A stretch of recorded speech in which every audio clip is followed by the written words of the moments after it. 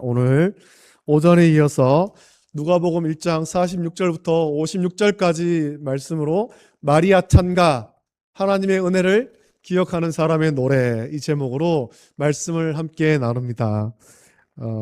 누가복음 1장에는 찬가, 찬송이 두 개 나옵니다. 두 개. 하나는 오늘 지금 우리가 묵상하고 있는 이 마리아 찬가, 마리아가 찬가가 있고, 이거를 이제 바로크 시대의 음악가인 바흐가, 요한 세바스찬 바흐가 이것을 가지고 가곡을, 성가를 만들었습니다. 그 제목이 마그네피케트라는 거고, 그 다음 뒤에 보면은 이제 사가랴의 예언, 사가랴의 찬가가 나오는데, 이거를 베네딕투스라고 하죠. 그래서 우리가 성탄절을 앞두고 다음 주에는 이 베네딕투스를 묵상하고, 오늘은 이 마그니피케트를 좀 같이 묵상하려고 합니다. 여러분, 우리 삶을 살아가면서 가장 감동적인 순간이 언제였습니까? 여러분의 인생을 한번 되돌려 보십시오. 인생을 기억을 더듬으면서 지금까지 살아오면서 참 내 인생에 정말 이런 감동이 있었다, 이런 때가 언제입니까? 아마도 가장 절망적인 순간에 생각지도 못한 도움과 구원을 경험했을 때 아니겠습니까? 내가 정말 위기에 빠졌는데 주변 사람들한테 나를 좀 도와달라 해도 아무도 도와주지 않을 때, 누군가가 선뜻 손을 내밀어 나를 도와줄 때, 이게 정말 감격적인 일이죠. 그때 우리는 진심으로 우러나오는 기쁨과 감사, 그리고 찬양을 터뜨리게 됩니다. 약 1600년, 예수님이 오시고 1600년대부터 한 1750년대까지, 이때를 바로크 시대라고 합니다. 유럽에서는 바로크 시대를 지나고 있었죠. 이때는 이제 구교와 신교로 나뉩니다. 이미 종교 개혁을 했고, 카톨릭과 이제 캐톨릭과 이제 프로테스탄트, 신교로 나뉜 이때인데, 이때 교회 음악이 굉장히 발달했습니다. 바로크 시대에. 이 바로크 시대의 가장 위대한 음악가를 꼽으라면 요한 세바스찬 바흐하고 핸델이 있습니다. 핸델. 바흐는, 옛날에는 바하라고 했는데 이제 바흐죠. 바흐는 유명한 음악 작품을 참 많이 남겼습니다. 우리가 뭐 잘 들어보진 않았겠습니다만, 브란덴부르크 협주곡, 또 마태 순환곡, 요한 순환곡, 크리스마스 오라토리오, 그리고 마그니피카트, 이게 마리아 찬가가 있죠.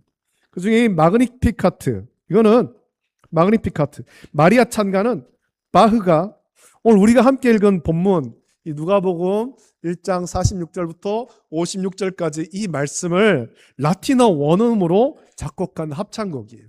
성경이 옛날에는 라틴어로 기록되어 있지 않습니까? 그래서 라틴어 음으로 이제 작곡한 합창곡이죠. 연말이 되면, 그래서 성탄절에 가까우면 바흐와 핸델의 곡을 연주하는 곳이 많을 텐데, 아마 이게 성탄절 오라토리오에서 핸델의 메시아를 연주하는 곳은 참 많습니다. 합창하는 데가 많죠.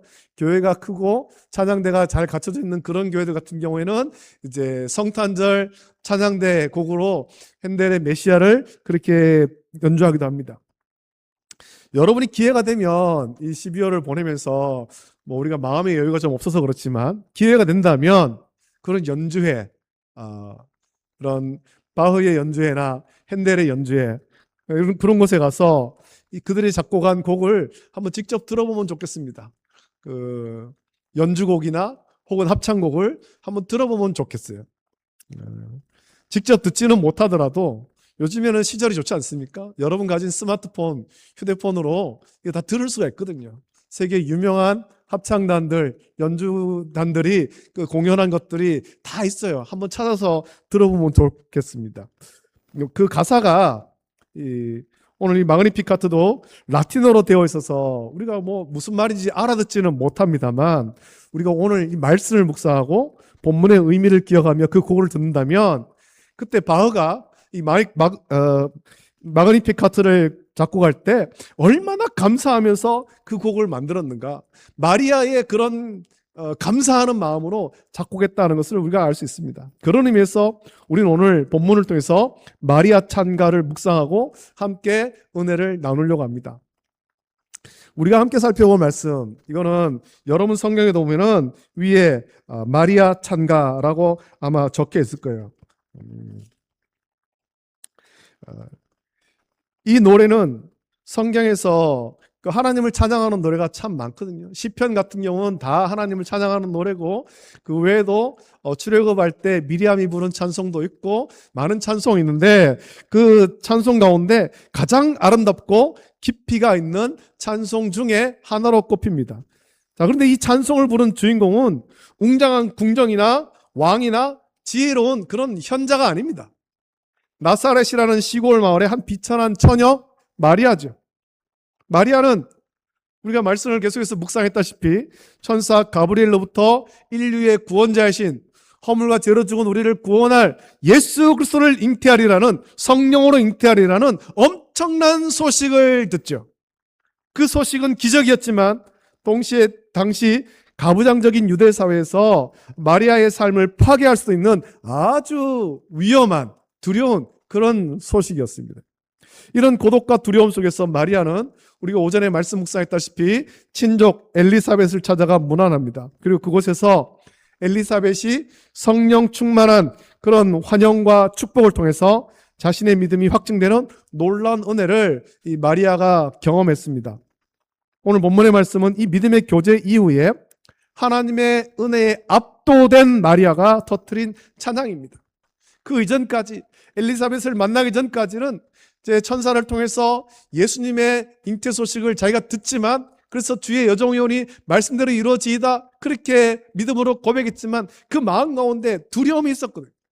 그런데 엘리사벳을 만나고 난 다음에 엘리사벳이 성령의 충만함으로 그렇게 고백하는 그런 모든 믿음의 고백들을 들은 이후에, 믿음이 확정된 이후에 하나님의 은혜에 압도된 마리아가 그 입술로 하나님을 찬송하는 거예요. 더는 두려워하지 않고 하나님을 찬송하는 겁니다. 이 찬송은 단순히 개인의 감격 노래를 넘어서 구약의 역사를 깨뚫는 위대한 신앙 고백이자 세상의 질서를 뒤엎는 하나님의 구원 방식을 선포하는 혁명적인 그런 메시지입니다. 우리가 이 마리아 찬가를 통해서 하나님의 은혜를 기억하는 사람으로 어떤 삶을 살아야 할 것인가, 이 찬가를 통해서 같이 좀 묵상하려고 합니다. 마리아 찬가는 46절의 고백으로 시작되죠. 46절 오면 마리아가 이르되 내 영혼이 주를 찬양하며 내 마음이 하나님 내 주를 기뻐하였음은 이라고 말합니다. 마리아는 자기 찬양의 이유를 분명하게 밝힙니다. 내가 지금 왜 이 찬양을 부르는가, 왜 찬가를 부르는가 밝히지요. 그것은 하나님께서 마리아에게 베푸신 구원의 은혜 때문인 것입니다. 마리아는 자신이 하나님의 구원 계획에 쓰임받았다라는 사실에 감격하는 겁니다. 저 나사렛 시골의 비참한 여종에 불과한데 나를 하나님의 구원 계획에서 나를 들어 쓰신다. 너무나도 감사하다. 그래서 찬송하는 겁니다. 48절 보면 마리아는 자신에 대해서 그렇게 말하지 않습니까? 그의 여종의 비천함이라고 표현합니다. 여러분, 당시 마리아는 로마 제국의 식민지 백성이었고 가부장적 사회에서 발언권이 없는 여성이었습니다. 그 1세기 유대 사회에서 여성들은 그렇게 존중을 제대로 받지 못했습니다. 게다가 그 나사렛, 구약 성경에 보면 단 한 번도 언급되지 않은 시골 동네잖아요. 나사렛 출신이라는 멸시까지 더해져서 마리아의 사회적 지위는 아주 낮았죠. 시골 이름도 알 수 없는 산골에서 사는 사람, 그 정도입니다. 마리아는 나라는 존재 자체의 무가치함을 깊이 입식하고 있습니다. 나는 아무것도 아니다. 나는 무가치하다. 마리아는 그것을 깊이 인식하고 있다는 겁니다. 흔히 하는 말로 자기 객관화가 된 거예요. 나는 아무것도 아니야. 난 대단한 사람이 아니야. 나는 저 나사렛 시골에 사는 비천한 여종일 뿐이야 라는 겁니다. 많이 배우지도 못했고 많이 가지지도 못했고. 그러나 놀랍게도 하나님은 온 세상을 향한 구원의 통로로 이 비천한 여종을 택한 겁니다. 예루살렘의 왕궁에 있는 사람도 아니고 혹은 유력한 집안의 사람도 아니고 나사렛 산골의 한 비천한 여종에게 하나님께서는 구원의 역사를 이루실 일로 사용하십니다. 그래서 48절에 그의 여종의 비천함을 돌보셨습니다. 보라, 이제후로는 만세에 나를 복이 있다 일컬으리로다 라고 마리아는 노래했습니다. 하나님은 강한 자, 권세 있는 자, 부유한 자를 통해서 일하는 대신에 가장 약하고 보잘것없는 마리아를 찾아오신 거죠. 이 구원의 큰일을 내야 되는데 그래도 좀 권세 있는 사람한테 가야 되지 않겠는가? 권세 있는 사람을 통해서 해야 되지 않겠는가? 유력한 사람에게서 해야 되지 않겠는가? 부유한 사람에게서 해야 되지 않겠는가? 우리는 그런 생각들을 많이 합니다. 그러나 하나님은 그렇지 않다라는 겁니다. 하나님은 가장 비천한, 가장 약한 자를 찾아가신 거예요. 가장 보잘것없는 사람을 찾아가셨죠. 마리아는 자신에게 임한 이 은혜가 마리아의 어떤 공로 때문이 아니라 오직 전능하시고 거룩하신 하나님의 자비와 능력이었음을 고백하는 겁니다. 난 아무것도 아닌데, 하나님의 능력이 나에게 임했다, 하나님이 나에게 은혜를 주셨다, 이걸 지금 고백하고 있는 거예요. 저와 여러분들도 이런 고백을 날마다 할 수 있기를 예수님의 이름으로 축복합니다. 우리를 보십시오. 물론 이 가운데 우리의 모습을 보면 생활 수준은 좀 다르고 다른 사람보다는 좀 더 여유 있게 사는 사람도 있을 수 있고 다른 사람보다 좀 더 많이 배웠을 수도 있고 그런 차이가 있겠지만 사실 그 차이는 하나님 앞에서 보면 아무것도 아니에요. 아무것도. 하나님 앞에서 우리가 무엇을 자랑하겠습니까? 우리는 아무것도 아닙니다. 우리는 비천한 존재일 뿐이에요. 하지만 그런 비천한 우리를 하나님이 불러주신 거잖아요. 택해 주신 거잖아요. 자녀 삼아 주셨습니다. 이것이 하나님의 은혜예요. 이 은혜. 우리가 성탄절 감사할 때 여러분이 이 은혜를 깊이 묵상하십시오. 난 아무것도 아닌데, 더군다나 죄와 허물로 영원히 죽었던 난데 하나님이 나를 사랑하셔서 구원하셨다. 나를 위해서 독생자 예수 그리스도를 보내셨다. 여러분 그것을 깊이 묵상한다면 성탄절을 우리가 그렇게 허투루 보낼 수 없습니다. 아무렇지 않게 보낼 수 없습니다. 동방의 박사들이 그 먼 길을 별을 보고 찾아와서 황금과 유향과 모략 그걸 아낌없이 드리면서 그 구유에 놓인 아기, 어떻게 보면 참 보잘것없고 그런 아기지만 하나님의 은혜를 묵상하며 그 앞에 엎드려 절하고 황금과 유향과 모략을 예물로 드렸잖아요. 하나님의 은혜를 알기 때문에. 우리가 성탄절을 보낼 때 그렇게 보내야 된 겁니다. 하나님의 은혜를 여러분 이 12월 달에 깊이 묵상하십시오. 그리고 자기 객관화가 이루어져야 됩니다. 내가 어떤 존재인가? 우리는 비천한 존재예요.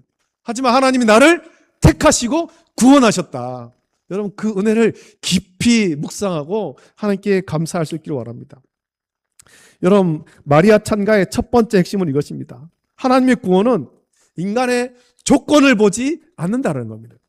하나님은 우리가 가진 배경, 재산, 명예가 아니라 우리의 비천함까지도 아시고 그 위에 은혜를 부어주시는 겁니다. 이 찬가는 마리아가 하나님께 받은 개인적인 은혜를 기억하고 고백하는 그런 노래입니다. 그리고 마리아의 찬양은 이제 개인적인 감격을 넘어서 하나님의 일하심에 대한 깊은 통찰로 이어지는 거지요. 하나님께서 어떻게 일하셨는가? 우리가 이 12월을 보내고 성탄절을 준비할 때 마리아와 같은 그런 통찰력이 있어야 됩니다. 하나님께서 어떻게 일하시는가? 50절부터 53절까지는 구약 성경이 예언된 대로 세상을 구원하시는 하나님의 독특하고 역설적인 통치 방식이 선포되지요. 51절부터 53절 우리 같이 한번 읽어보겠습니다.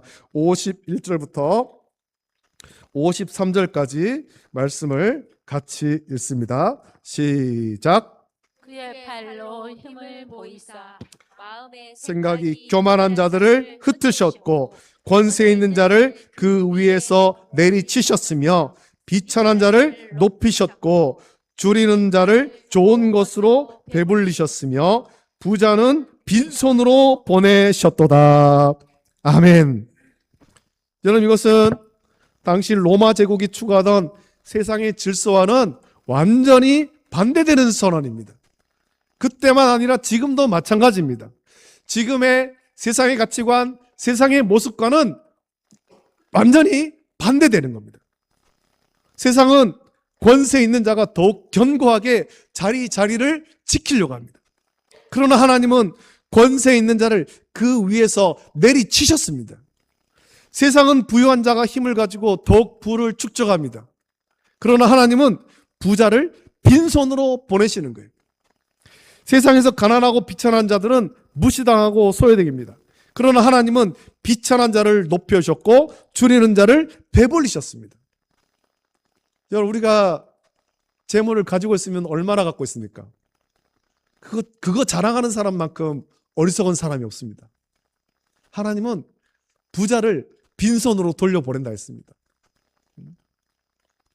내가 남보다 좀 가지고 있다고 그거 가지고 유세 부리고 그러지 마십시오. 하나님은 그런 자를 빈손으로 보내시는 거예요. 내가 남보다 권세가 있다고 그것으로 유세 부리지 마십시오. 하나님 그를 내리치십니다. 세상에서 가난하고 나보다 좀 가난하고 나보다 좀 비천한 자들을 막 무시하고 멸시하고 그런 사람들은 정말 조심해야 돼요. 하나님은 그런 자를 낮추시고 줄인 자를 배불리게 하시는 거예요.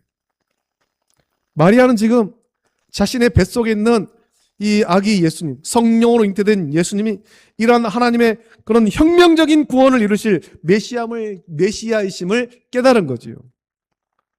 여러분, 세상은 자기들의 방식, 높아지고 많이 가지는 것으로 자기들의 유토피아를 만들려고 합니다.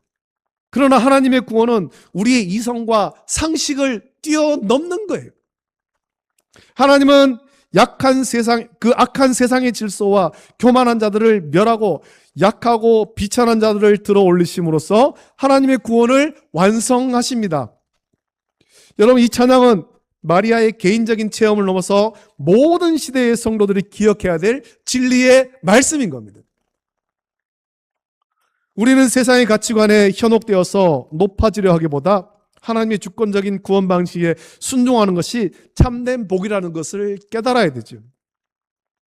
이제 마리아의 찬가는 이스라엘의 역사와 구원의 언약으로 마무리됩니다. 54절부터 55절입니다. 같이 읽겠습니다. 54절, 55절 시작.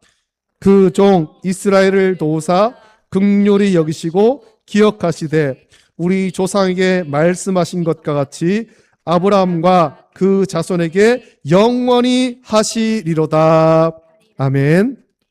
자, 마리아는 자기에게 임한 놀라운 은혜가 갑작스러운 사건이 아님을 고백합니다. 이것은 우리 조상 아브라함에게 말씀하신 것 같이 오랜 옛날부터 약속됐던 하나님 언약의 성취인 것입니다.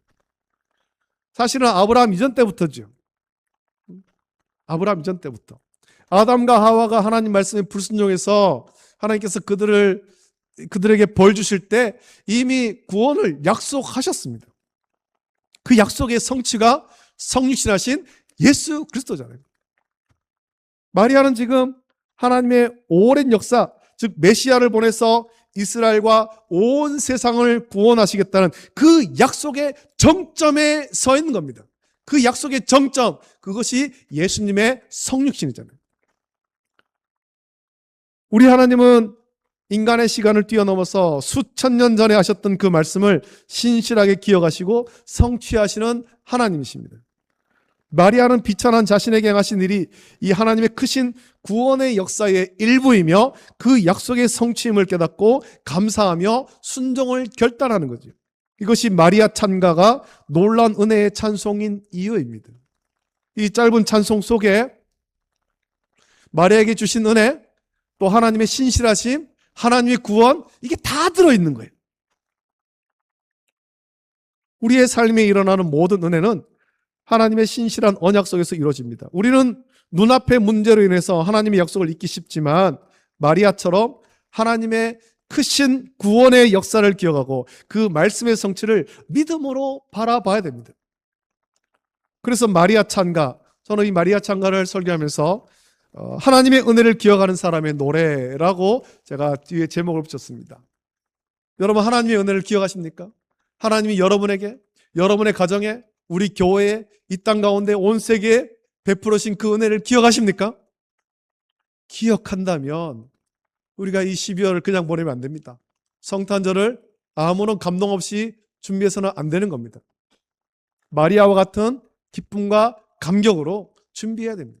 동방의 박사들이 별을 보고 먼 길을 찾아와서 구유에 누이신 아기 예수님께 엎드려 경배하며 황금과 유향과 모략을 예물로 드렸듯이, 아낌없이 드렸듯이, 우리가 그 하나님의 은혜, 그 은혜를 기억하고 감사해야 되는 거죠. 마리아가 엘리사벳을 만나서 자기의 믿음을 확인받고 이 찬양을 터뜨렸듯이 우리 역시 우리에게 베풀으신 하나님의 은혜를 기억하고 날마다 감사하는 온전한 영적 생활을 해야 할 것입니다. 우리도 하나님께 은혜를 받은 자들인데, 그렇다면 우리는 어떻게 하나님의 은혜를 기억하고 감사해야 되겠습니까? 우리도 마리아처럼 우리 삶 속에 비천함을 인정하고 겸손히 감사해야 됩니다. 자기 객관화를 해야 되죠. 내가 어떤 존재인가를 객관화하십시오. 허물과 죄로 죽었던 존재임을 객관화하십시오. 우리는 비천한 존재였다. 우리가 구원받은 것은 우리의 힘이나 공로 때문이 아닙니다. 재물이 많아서도 아닙니다. 남보다 선하게 살아서도 아닙니다. 오직 하나님의 긍휼과 은혜임을 고백할 때 우리는 날마다 새로운 찬양을 부르게 될 것입니다. 그리고 우리는 세상의 가치관에 저항하는 하나님의 역설적인 구원 방식을 믿고 순종해야 돼요. 어릴 때 우리 많은 찬양을 불렀잖아요. 돈으로도 못 가요, 하나님 나라. 마음 착해도 못 가요, 하나님 나라. 믿음으로 가는 나라, 하나님 나라. 하나님께서 구원받는 믿음을 선물로 주셔서 우리가 구원받는 것입니다. 이 세상이 높아지기를 원할 때 우리는 낮아짐으로써 주님을 섬겨야 됩니다. 이 세상이 더 가지려 할 때 우리는 줄이는 자들을 섬김으로써 복음을 실천해야 됩니다. 그리고 마리아가 엘리사벳과 교제하며 은혜에 감사하고 찬양했듯이 우리는 받은 은혜를 교회 공동체와 함께 나눠야 돼요. 사도행전에 기록된 초대교회의 모습도 보면 그들이 은혜를 받았을 때, 성령의 충만함 받고 은혜를 받았을 때 그들은 날마다 모여서 교제했습니다. 떡을 떼며 교제하고 하나님의 은혜를 나눈 거예요. 교회 공동체는 그런 곳이 되어야 되는 거죠. 그저 한 시간 모여가지고 예배하고 가는 것, 그게 교회 공동체가 아니에요. 예배하고 같이 은혜를 나누는 그런 믿음의 공동체가 되어야 하는 겁니다. 우리가 받은 은혜는 우리 혼자만을 위한 것이 아닙니다. 우리의 간증과 찬양은 믿음이 연약한 지체에게 엘리사벳의 축복과 같은 확신을 줄 수 있습니다. 또 함께 예배하고 함께 기도하며 함께 찬양함으로써 우리는 하나님의 약속이 반드시 이루어질 것을 더 굳건하게 믿게 되는 것입니다. 마리아는 엘리사벳의 집에서 약 석 달을 머물다 돌아갔습니다. 시간을 한번 계산해 보면 이제 엘리사벳이 해산할 때가 거의 다 되어서야 마리아는 돌아가죠. 그리고 마리아는 석 달 동안 배가 점점 불러왔겠죠. 이 석 달 동안 마리아는 자신의 믿음을 더 굳건히 다졌을 것입니다. 우리도 믿음의 공동체인 교회 안에서 주님의 은혜를 깊이 묵상하며 마리아처럼 내 영혼이 주를 찬양하는 삶을 살기를 결단해야 됩니다. 은혜를 묵상하면서. 오늘 이 시간에 우리에게 행하신 하나님의 크신 일을 기억하고 약속을 성취하시는 신실하신 하나님께 감사와 순종을 다짐하는 온전한 저와 여러분 되시기를, 믿음의 성도가 되시기를 예수님의 이름으로 축복합니다. 이제 우리 함께 찬양을 부를 때 오직 예수뿐이네, 우리 믿음의 고백 하면서 같이 기도하기를 원합니다. 말씀 묵상하면서 같이 우리 마리아와 같이 이 찬양, 은혜의 찬양 같이 하겠습니다.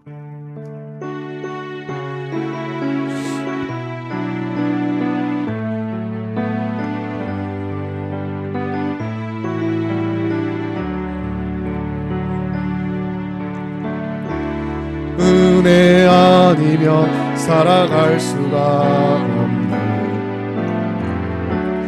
호흡마저도 다 주의 것이니 세상 평안과 위로 내게 없어도 예수, 오직 예수뿐이네. 크신 계획 다 볼 수 없고 크신 계획 다 볼 수도 없고 작은 고난에 지쳐도 주께 묶인 나의 모든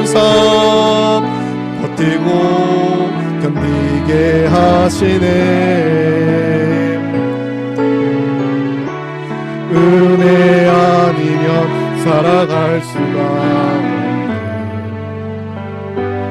나의 모든 것 다 주께 맡기니 참된 평안과 위로 내게 주신 주 예수, 오직 예수뿐이네. 이 시간에 함께 기도하겠습니다. 말씀을 묵상하시면서 우리가 받은 바 그 은혜를 묵상하길 원합니다. 하나님께서 우리에게 주신 놀라운 은혜가 있습니다. 그 은혜를 깊이 묵상하길 원합니다. 마리아가 엘리사벳과 교제하고 또 그러면서 하나님의 은혜를 깨달았을 때 이 성경에서 가장 아름다운 찬양 마리아 찬가를 하나님께 올려드렸어요. 이것은 자기를 드러내는 것이 아니라 하나님의 은혜에 감사하고 하나님의 구원의 계획을 선포하는 찬송입니다. 오늘 우리도 이 성탄절을 준비하면서 우리 입술에서 날마다 이런 찬송이 퍼져 나와야 될 줄로 믿습니다. 그리고 우리가 마리아를 비롯해서 또 엘리사벳도 그렇고 동방의 박사들도 그 하나님의 은혜를 묵상하고 또 아기 예수님께, 성육신하신 아기 예수님께 엎드려 경배하고 또 가장 귀한 예물을 드렸듯이 우리들도 우리를 위해서, 나를 죄에서 구원하신, 그것을 위해서 성육신하신 예수님을 묵상하면서 성탄절을 기뻐하고 진정한 감사할 수 있기를 원합니다. 이 시간에 같이 기도할 때 하나님, 우리에게 베푸신 그 은혜를 이 한 주간 깊이 묵상하기를 원하고 그 은혜에 감격할 수 있는 은혜를 허락하여 주시옵소서. 불평과 원망은 다 떠나보내고 오직 감사하고 감격하며 기쁨으로 성탄절을 맞이할 수 있도록 은혜를 베풀어 주시기를 원합니다. 그리고 이 소식을 알지 못하는 세상 가운데 우리가 이 구원의 찬송을 불러서, 마리아와 같이 구원의 찬송을 불러서 예수 그리스도의 성신의 깊은 의미를 온전하게 전할 수 있도록 은혜 달라고, 그런 교회가 되게 달라고 간절한 마음으로 시간 함께 기도할 때 주님 한번 크게 부르짖고 합심하여 함께 기도하겠습니다. 주여, 거룩하신 아버지 하나님, 사랑과 은혜를 감사합니다. 아버지 하나님, 오늘도 우리가 이 누가복음의 말씀을 묵상합니다. 아버지 하나님, 마리아가 아버지 하나님 천사를 통해서 예수님의 잉태 소식을 듣고 성령으로 그가 잉태된 소식을 듣고 엘리사벳을 찾아가서 그와 석 달 동안 교제하면서 하나님의 그 깊은 은혜를 묵상했을 때, 그것을 깨달았을 때 아버지 하나님 더는 두려워하지 아니하고 하나님께서 이것이 하나님의 구원 계획의 성취임을 믿고 감사하며 아버지 하나님 찬송을 불렀습니다. 오늘 우리도 아버지 하나님, 하나님의 구원 계획을 우리가 깊이 믿고 감사하며 찬송케 하여 주시옵소서.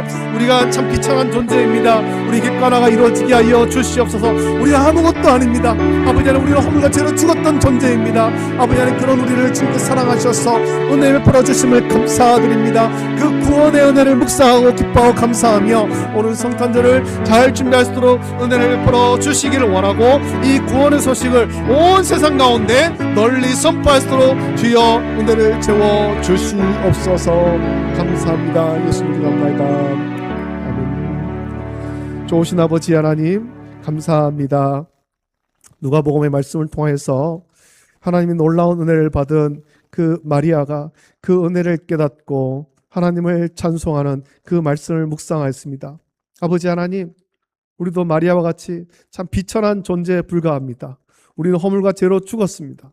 우리는 아무것도 아닌데, 그러나 하나님께서 우리를 사랑하시고 긍휼을 베푸시고 은혜를 주셔서 죄에서 구원하여 주심을 감사합니다.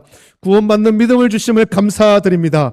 예수 그리스도를 나의 구주로 고백하게 하심을 감사드립니다. 아버지 하나님, 이 은혜를 우리가 성탄절까지 깊이 묵상할 수 있기를 간절히 소원합니다. 아버지 하나님, 그래서 그 은혜를 기억함으로 말미암아 마리아와 같이 가슴 깊은 곳에서 우러나는 찬송을 부를 수 있게 하여 주시기를 원하고 또 동방의 박사들과 같이 감사할 수 있도록 엎드려 경배할 수 있도록 은혜를 베풀어 주시옵소서. 아버지 하나님, 이 성탄절을 맞이할 때, 예수님의 성육신을 기념하고 기뻐하고 감사하는 성탄절을 맞이할 때 아버지 하나님, 아무런 감격 없이 보내는 날이 되지 않게 하여 주시기를 원하고 구원의 기쁨과 감격이 우리 가운데 충만하도록 은혜를 베풀어 주시옵소서. 감사드립니다. 예수님의 이름으로 기도합니다. 아멘. 주님께서 가르치는 기도로 예배를 마칩니다. 하늘에 계신 우리 아버지여, 이름이 거룩히 여김을 받으시오며 나라가 임하시오며 뜻이 하늘에서 이루어진 것 같이 땅에서도 이루어지이다. 오늘 우리에게 일용할 양식을 주시옵고 우리가 우리에게 죄 지은 자를 사하여 준 것 같이 우리 죄를 사하여 주시옵고 우리를 시험에 들게 하지 마시옵고 다만 악에서 구하시옵소서. 나라와 권세와 영광이 아버지께 영원히 있사옵나이다. 아멘.